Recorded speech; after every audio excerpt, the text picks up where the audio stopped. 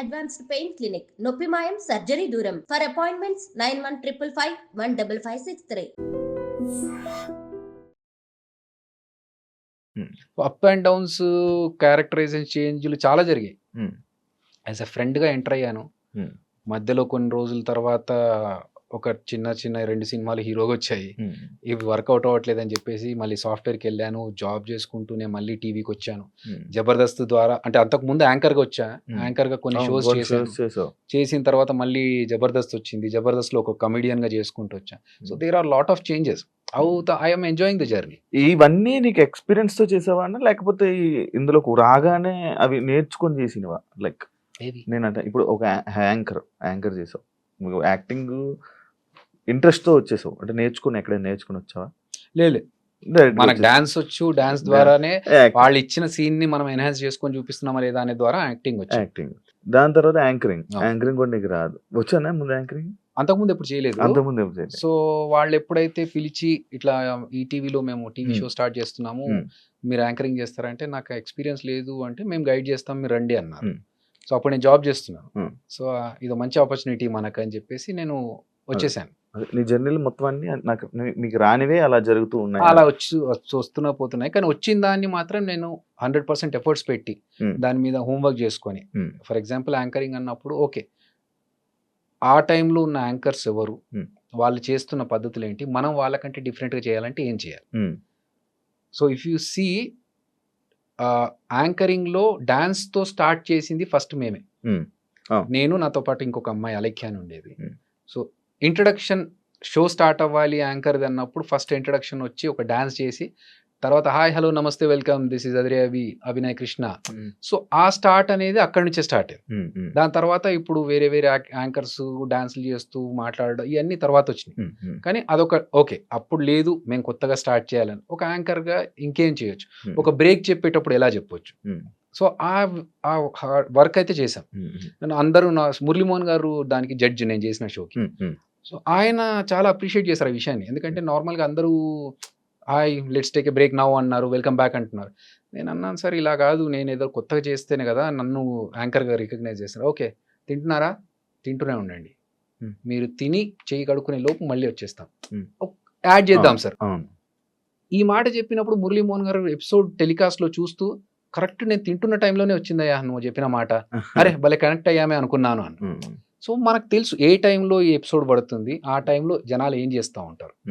Hello master ఏంటి అటు ఇటు చూస్తున్నారు, ఇక్కడ చూడండి సార్ మా ఎపిసోడ్లో బ్రేక్ తీసుకుంటున్నాం, ఈ గ్యాప్లో మీరు ఏమైనా చేసుకుంటే చేసుకొచ్చేసేయండి, ఇవన్నీ మీరు క్రియేట్ చేసి ఆఫ్ కోర్స్.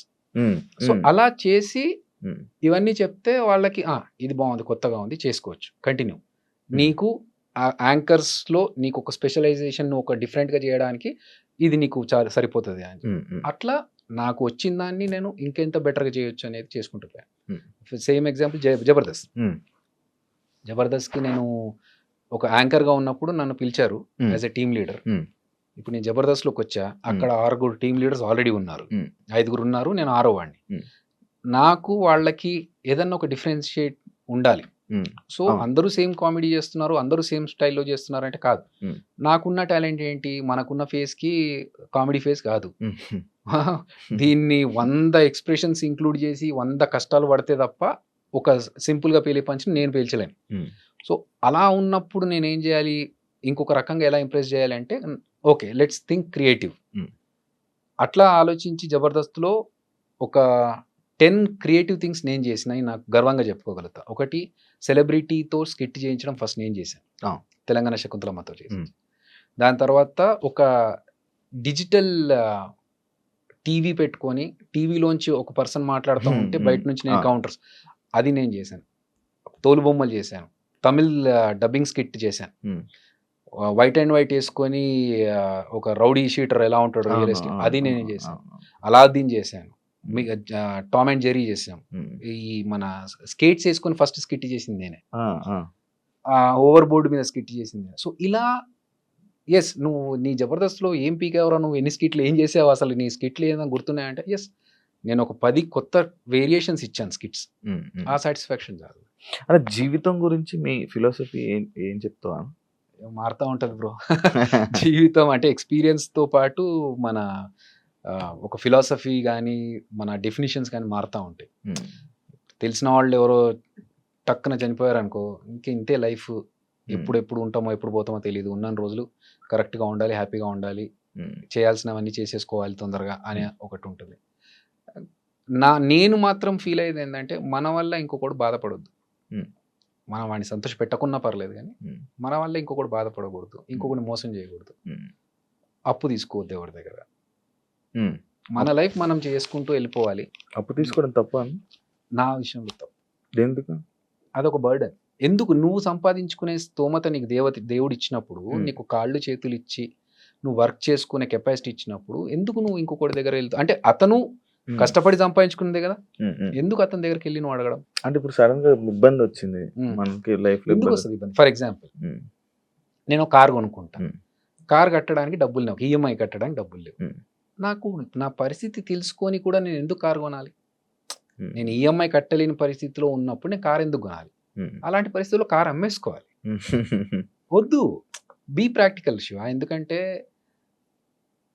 అవతల పర్సన్, మనకి అప్పు ఇచ్చే పర్సన్ కూడా కష్టపడి అతను కూడా సంపాదించుకుంటేనే కదా, అతను ఆ కెపాసిటీ అతనికి ఉండి అతను చేసుకోగలుగుతున్నప్పుడు మనం ఎందుకు చేసుకోలేకపోతున్నాం? సో నేను కొన్ని పెట్టుకున్నాను అట్లా, ఎవరిని హర్ట్ చేయొద్దు, లేకపోతే మన వల్ల ఇంకొకటి బాధపడొద్దు, మన పని మనం చేసుకుంటూ పోవాలి. ఎందుకు వేరే వాళ్ళ దాంట్లో మ్యాటర్స్లో తలదూర్చడాలి? ఇవన్నీ ఫినాన్షియల్ ఓకే అన్న, ఐఎమ్ హ్యాపీ. సంపాదించుకున్నా, నేను కష్టపడి సంపాదించుకున్నా. ఎందుకంటే నాకు తెలుసు సినిమా ఇండస్ట్రీలో స్ట్రగుల్స్ ఉంటాయని. సో నేను వర్క్ చేశాను, డబుల్ షిఫ్ట్స్ చేశాను. మార్నింగ్ సాఫ్ట్వేర్ జాబ్ చేశాను, మధ్యలో ఈవెంట్స్ చేశాను, జబర్దస్త్ చేశాను. ఒక్కొక్కసారి ఎలాంటి పరిస్థితిలో ఉండేదంటే నైట్ 2 o'clock వరకు షూటింగ్ చేసి మళ్ళీ మార్నింగ్ 8 కల్లా ఆఫీస్కి వెళ్ళిపోతే, కళ్ళకి నిద్ర లేక ఇట్లా రెడ్గా అయిపోతే ఒక 10 నిమిషాలు బ్రేక్ తీసుకుందామని వెళ్ళి బాత్రూంలో కమోడ్ క్లోజ్ చేసుకొని బాత్రూంలో ఒక 10 నిమిషాలు పవర్ న్యాప్. చాలా సందర్భాల్లో కార్లో డ్రెస్ మార్చుకున్న సిచ్యువేషన్స్ ఉన్నాయి నాకు.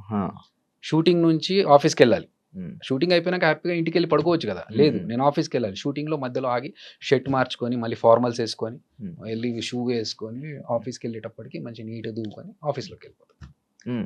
సో అది నాకు ఎవరో ఫ్రీగా ఇచ్చిన డబ్బు కాదు, నేను కష్టపడి డబల్ షిఫ్ట్లు, ట్రిపుల్ షిఫ్ట్లు చేసుకుంటూ ఒకసారి ఇక్కడ చేసుకొని మళ్ళీ అక్కడికి వెళ్ళి okay, that's okay, because we're not working for free. So డబ్బులు వస్తున్నప్పుడు మనం కష్టపడడంలో తప్పలేదుగా. అలా ఫైనాన్షియల్గా నాకు నేను జబర్దస్త్లో రాకముందే నువ్వు కొనుక్కుండే, నేను కొనుక్కున్నాను. సూపర్. అంటే ప్రొఫెషనల్, లైక్ మీ ప్రొఫెషనల్లో కొన్నిసార్లు బాధపడ్డ సిచ్యువేషన్లు ఉన్నాయని నేను బాధపడ్డా. కొన్నిసార్లు చాలా సార్లు పడతా ఉంటాం, అంటే అదే నేను విన్నది, లైక్ నువ్వు సపరేట్గా వెళ్ళి ఎలోన్గా ఫీల్ అవుతావు ఉంటుంది, ఈ బాధను మళ్ళీ వేరే వాళ్ళకి ఎవరు షేర్ చేసుకోవు.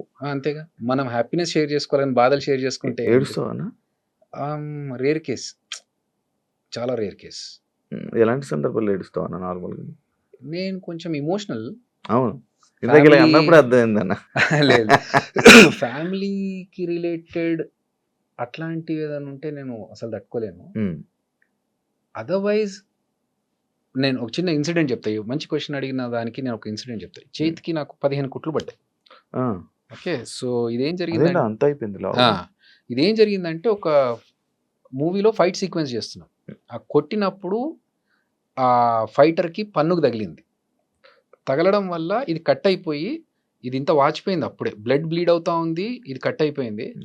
ఇంకా చేతికి కట్టుకొని షూటింగ్ మధ్యలో ఆపలేంగా, వాళ్ళకి ఇబ్బంది, మళ్ళీ అంతమంది వెయిట్ చేస్తున్నప్పుడు కట్టుకొని షూటింగ్ అంతా ఫినిష్ చేసాం. మార్నింగ్ 9కి 8:30, 9కి దెబ్బ తగిలితే ఈవినింగ్ 6 వరకు షూటింగ్ అలాగే చేశాం.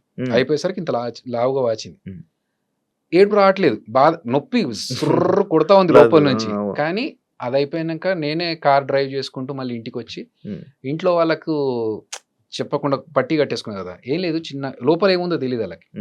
అప్పటికే సూచర్స్ వేయించేసి పట్టి కట్టేసుకొని పైకి వచ్చేసి ఫంక్షన్ ఉందన్నారు కదా పోదామా అని.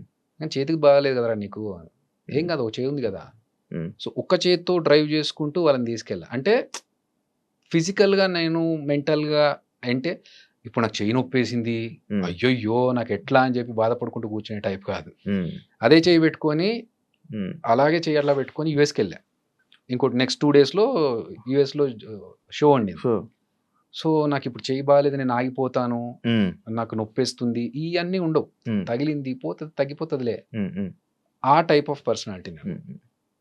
ఇది అయ్యింది కదా అని చెప్పి బాధపడుతూ కూర్చొని దాని గురించి ఓకే వాట్ నెక్స్ట్, దీన్ని ఎలా మనం సాల్వ్ చేసుకోవాలి, ఈ ప్రాబ్లం వచ్చింది, ఇంత క్రైసిస్లో ఉన్నాము, దీన్ని ఎలా సాల్వ్ చేసుకోవాలి. నాకు చాలా అవమానాలు జరిగాయి. ఒక రౌండ్ టేబుల్, ఒక నలుగురు ఐదుగురు కూర్చోబెట్టి నేను ఒక డైరెక్షన్ చేస్తా అని చెప్పి ఒక స్టోరీ చెప్పడానికి వెళ్ళినప్పుడు ఇన్ఎక్స్పీరియన్స్డ్ వాళ్ళంతా. నేను రాజమౌళి గారి దగ్గర వర్క్ చేశాను, ఇన్ని సంవత్సరాల నుంచి ఇండస్ట్రీలో ఉన్నాను అని నేను అక్కడ డిసప్పాయింట్ లేదు. నాకు నలుగురు ఆరుగురు కూర్చొని ఇదెట్లా అదెట్లా, అరే వాట్ ఈజ్ యువర్ ఎక్స్పీరియన్స్, మా ఎక్స్పీరియన్స్ గురించి మీరు పక్కన పెట్టండి, మేము డబ్బులు పెడుతున్నాం, మీరు చెప్పండి దీనికి. సరే okay, give me some time, I will prove it అని చెప్పి నేను మళ్ళీ నైట్ కూర్చొని ఒక ఈ ప్లాన్ చేసి వాళ్ళకి 1 గంటలకు మధ్యరాత్రి లేచి ఇదంతా ప్లాన్ చేసి this is what I was thinking, ఇప్పుడు మీకు సాటిస్ఫాక్షన్, ఎందుకంటే నేను మాటలో చెప్తే మీకు అర్థం కాదు, దిస్ ఈజ్ ద ప్రూఫ్ అని చెప్తే ఓకే